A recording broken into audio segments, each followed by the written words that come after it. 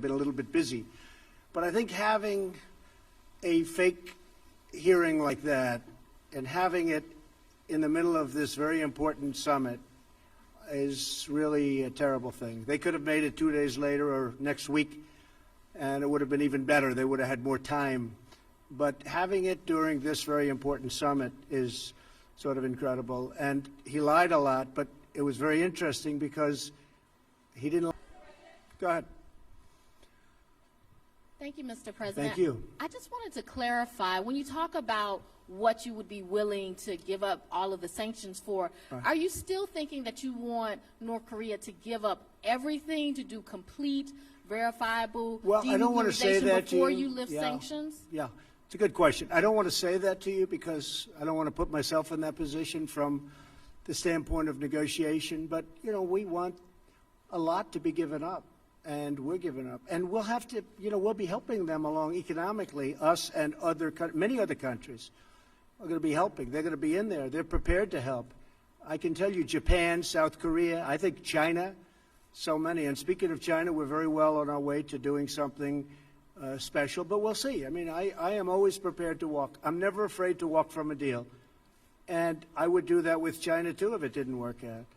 Are you concerned if you're not able to reach an agreement that the testing will start again, or that while all of this time Well, is he said passing the by, testing, they're yeah. continuing to develop their program? He said the testing will not start. He said that he's not going to do testing of rockets or missiles or anything having to do with nuclear. And all I can tell you is that's what he said, and we'll see. Yes, go ahead, please. Go ahead, please. In the back. Red, in the red. Thank you, Mr. President. Yes, thank you. Jessica Stone from CGTN. I have a question about China, as you were talking about. You talk about China being willing potentially to help economically, and the fact that you've talked or will talk to Presidents Moon and Prime Minister Abe. How would you describe China's role in facilitating the engagement that's happened so far between Pyongyang and Washington? I think China's been a big help, bigger than most people know. On the border, as you know, 93% of the goods coming into North Korea come through China. So there's a great power there. At the same time, I happen to believe that North Korea is calling its own shots. They're not taking orders from anybody. He's a very strong guy, and they're able to do things that are pretty amazing. But 93% still come in from China. China has an influence, and China's been a big help. And Russia's been a big help, too. As you know, there's a pretty small part of the border, but nevertheless significant, about 28 miles, and things can happen there too, and they've been a help. Yes, go ahead, please. Thanks, President. Jen Chen with Shenzhen Media Group of China. In your meeting with Chairman King this morning and yesterday, did the topic of China come up? If so, what can you share with us today? And you probably will have the end of Mar-a-Lago summit in March with Chinese President Xi Jinping. What would you like accomplished with your agenda regarding China at that time? Thank you. We did talk about China today a lot, and he's getting along with China, and so are we. And we are, you know, we're right now, you look at what's happened to our country. We've picked up trillions and trillions of dollars of net worth. Our stock market is almost at its all-time high. Our economy is incredible. Our unemployment numbers are among the best we've ever had in our history. Individual groups like African American, women, you just take a look at any group, Hispanic, you saw that, just came out, the best in history, African American, best in history. So many different numbers are coming out so good. So we have the strongest economy, possibly that we've ever had. Fiat Chrysler just announced that they're going to spend $4.5 billion right next to Detroit in Michigan. They're building a tremendous plant. It's actually an expansion of another plant. It's going to double up their jobs and even more than that. A lot of great things are happening. And with China, they're having some difficulty, as you know. But I think that a lot of the difficulty is because of the tariffs that they're having. And in addition to that, we're putting a tremendous amount of money. You saw trade deficits went down last month. Everyone was trying to find out why. Well, we're taking in a lot of tariff money, and it's going right to the bottom line, and it has reduced the trade deficit. So we'll see what happens with China. I think we have a very good chance. Their numbers are down, but I don't want that. I want their numbers. I want them to do great. But we've been losing anywhere from $300 to $500 billion a year with China for many, many years. And again, like other things, many presidents should have done this before me, and nobody did. So we're doing it. Go ahead, please. Right here, this gentleman. Chad O'Carroll from NK News, Specialist North Korea News. Good. What's your message for President Moon, who has effectively reached the glass ceiling as far as inter-Korean cooperation is concerned due to sanctions? And what's next for U.S. ROK military drills? Well, I like President Moon very much. We have a great relationship. Believe it or not, I have a great relationship with almost every leader. A lot of people find that hard to understand, but I do. But some take advantage of our country like you wouldn't believe. And when they know I know it, which I know in every case, maybe it sort of freezes them up a little bit. But we do. We have a lot of good relationships. We'll be calling President Moon very soon as I get by the phone on the plane. And he'll be one of the first calls. I'll be calling Prime Minister Abe of Japan, telling him about where we are and what we're doing. But I'll be making those calls. No, he's working very hard. President Moon is working very hard. He'd love to see a deal. And he's been very helpful. Okay? Thank you. Go ahead, please. Thank you, Mr. President. I'm Yang Sheng, reporter from Global Times, China. I would like to ask you that what are you expecting China to do in the next step to mediate your relationship with North Korea? Thank you. To use China? Yeah, from China. Well, we do. I mean, China's been very helpful. President Xi is a great leader. He's a highly respected leader all over the world, and especially in Asia. And he's helped us, Mike, I would say he's helped us a lot, right? I actually called him just recently to say, hey, you know, whatever you can do on this. But he has been very helpful at the border, and he's been very, very helpful with, I think, North Korea generally. Could he be a little more helpful? Probably. But he's been excellent. Go ahead, please. No, yeah, please. Sorry. Maybe Allie next. That's okay. Your friends. Thanks, Mr. President. Did you commit with Chairman Kim to a next summit during No, your we term? haven't. No. Okay. We'll and see if it happens. It happens. I have not committed. They are at this point, some would say, a nuclear power. Do you accept North Korea as a nuclear armed state, at least for the time being?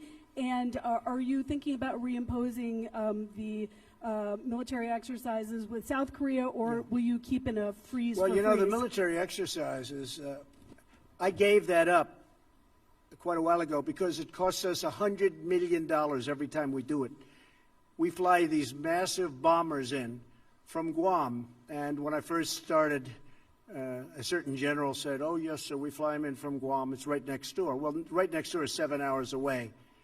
And then they come and they drop millions of dollars of bombs, and then they go back. But we would spend, we spent hundreds of millions of dollars on those exercises, and I hated to see it. I thought it was unfair. And frankly, I was sort of the opinion that South Korea should help us with that. You know, we're protecting South Korea. I think they should help us with that. So those exercises are very expensive. And I was telling the generals, I said, look, you know, exercising is fun and it's nice, and they play the war games. And I'm not saying it's not necessary, because at some levels it is, but at other levels it's not. But it's a very, very expensive thing. And, you know, we do have to think about that too. But when they spend hundreds of millions of dollars on those exercises, and we don't get reimbursed, we're spending a tremendous amount of money on many countries, protecting countries that are very rich, that can certainly afford to pay us, and then some.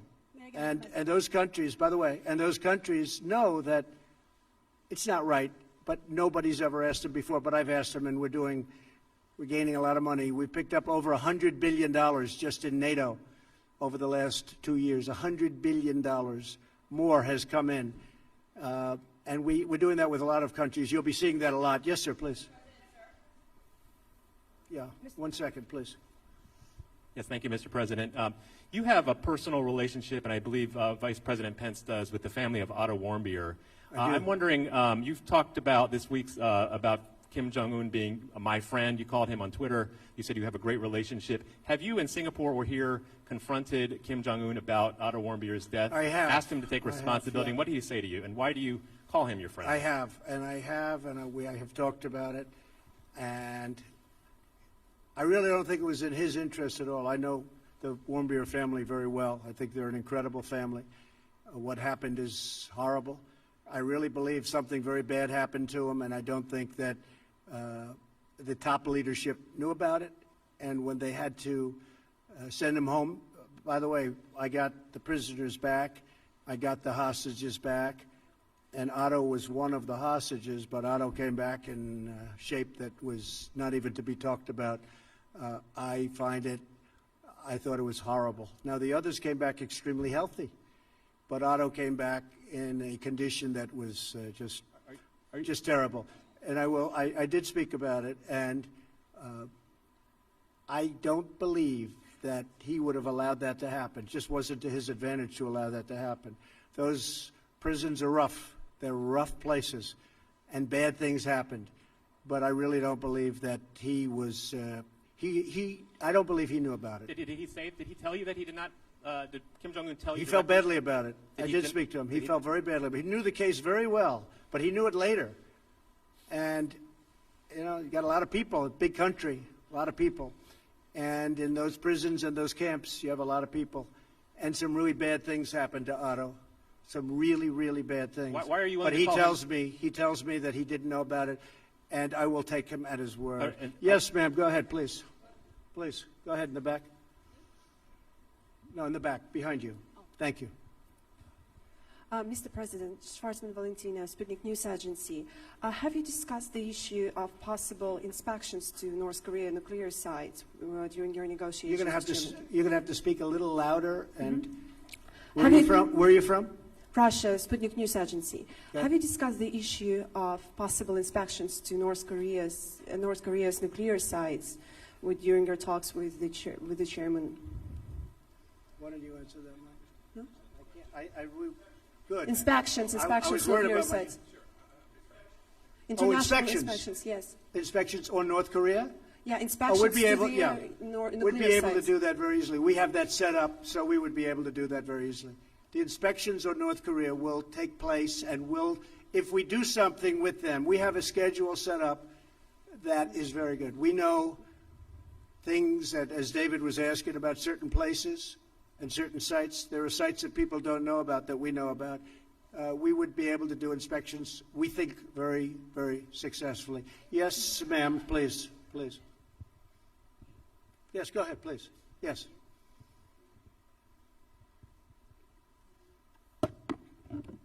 Thank you, Mr. A President. lot of people here, by the way. A big group of people. Yes. Go ahead. Khan News Israel, Mr. Good. President. Good. Following this engagement with North Korea, you're trying to bring peace to the Middle East. Right. The peace plan is about to be introduced in the near future, and as you have mentioned before... Well, we hope. We hope. We're working hard on the peace plan, and we hope it will I be believe good. you do, but as you mentioned before, it will require Israel to make compromises to the Palestinians. As far as you know, is Prime Minister Netanyahu willing to make these compromises, which are very much needed? And a second question, Mr. Netanyahu is about to be indicted today with corruption allegations. Do you wish to tell him something on this occasion? Well, I just think he's been a great prime minister, and I don't know about his difficulty, but you're telling me something that, you know, people have been hearing about, but I don't know about that. I can say this, that he's done a great job as prime minister. He's tough, he's smart, he's strong. He is very defensive. His military has been built up a lot. They buy a lot of equipment from the United States, and they pay for it. Of course, we give them tremendous, as you know, subsidy also.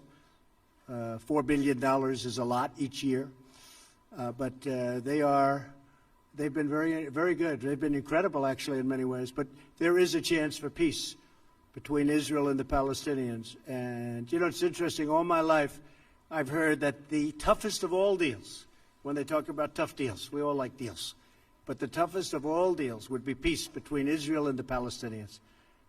They say it's like the impossible deal. I'd love to be able to produce it. We'll see what happens. You know, we were paying the Palestinians a lot of money. And I ended that about 2 years ago because they weren't saying the right things. And I said, why would we pay somebody that's not saying nice things about us and not really wanting to go to the peace table? And they've been much better, and we'll see what happens. But has Mr. I think we Netanyahu made really, I concessions? think we have actually a good shot at peace between Israel and the Palestinians. Has Yeah, go Netanyahu ahead, made please, concessions? sir. Mr. President, I'm from China. My question is, do you still believe it is possible that the North Korea and U.S. relation could be like the U.S. and the Vietnam relation in the future? You have to go again? Do you still believe that it is possible the relation between U.S. and North Korea in the future could be like the relation between U.S. and Vietnam? Yeah, I think we're going to have, we have very, very good relations. And by the way, speaking of, you mentioned Japan, we have a lot of good things happening with Japan. We have trade talks started. For years, Japan has been sending millions and millions of cars in, and as you know, it's not been a very fair situation for the United States. We're starting trade talks with Japan. They actually started about 3 months ago, and I think we'll have a very good deal for the United States. But that's been a very unfair situation. Prime Minister Abe understands that, and that's fine. Yes, sir, please, back there. Thank you, Mr. President. I'm Chun Yi-chang with Shanghai Media Group. Do you think the next meeting could be soon or might take some time? Well, I can't tell you. I mean, it might be soon. It might not be for a long time. I can't tell you. I would hope it would be soon, but it may not be for a long time. I could have done a deal today, but it would have been a deal that wouldn't have been a deal that would have been something that I wouldn't have been happy about. Mike would not have been happy about. We had some pretty big options, but we just felt it wasn't appropriate, and we really want to do it right. Yes, in the back, in the back. Yes, ma'am, please. Debbie Edward, ITV News. At which point did it become clear to you that you wouldn't be getting a deal here in Hanoi? The language from yourself and Kim Jong-un was very positive last night and even this morning, and therefore was it a mistake to No, come I think here? the language was good all throughout. The language has been good even now, but you know, I don't go by language because we had probably the toughest language in the history of diplomacy, if you call it diplomacy, at the beginning, and yet we became very friendly. I don't believe there was any tougher language ever than that. But again, this was something that should have been handled by other presidents long before me. And long before they had the kind of power that they have. But it wasn't. It should have been done by many. I'm not just blaming the Obama administration, which, by the way, it did nothing, absolutely nothing on North Korea. It allowed things that happened and to happen that were very inappropriate. But I'm not blaming the Obama administration. I'm blaming many administrations. Something should have happened. But I don't think the rhetoric's been bad at all. Initially, it was horrible, but now it's been very good. All right, one more. How about you? Go ahead, please. Please, go ahead. Go ahead. South Korea. Tong-an came from South Korea. Good. Channel 8, Dongaevo, South Korean media outlet here. I'd like to ask you, you said that we do not particularly know when they will be, North Korean leader will be willing to come to the table and take the actions that's been required. If that's the case, would the U.S. be willing to strengthen the sanctions and perhaps put the pressure on North Korea to move forward? I don't want to comment on that. I can just tell you this, that we have very strong sanctions. I don't want to talk about increasing sanctions. They're strong. They have a lot of great people in North Korea that have to live also, and that's important to me.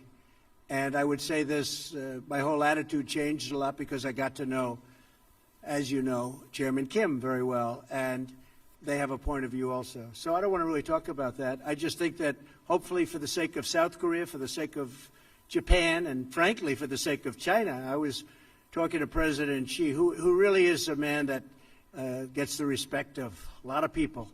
I say you can't love having a nuclear state right next to China, and he doesn't. He really doesn't. He would like to see that problem solved, too. So that's it. Well, ladies and gentlemen, I'm about to get on a plane and fly back to a wonderful place called Washington, D.C. So thank you very much. Thank you. Thank you, fellas. Thank you very much.